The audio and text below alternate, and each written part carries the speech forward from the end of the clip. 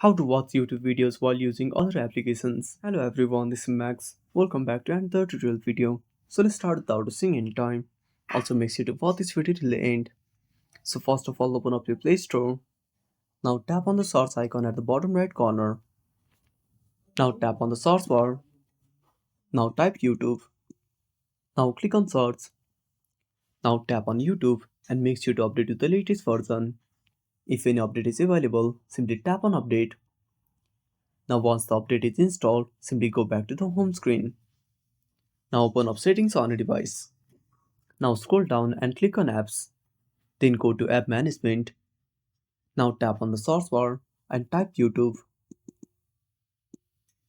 Now simply tap on YouTube. Now scroll down. Now tap on display over other apps. Now simply enable this toggle. Now once you're done, simply go back and tap on picture in picture. Again enable this toggle. Then go back to the home screen. Now open up YouTube on a device. Now open up any video. Now simply go back. And that's it. Thanks for watching. Make sure to subscribe our channel and hit the bell icon. See you in the next video.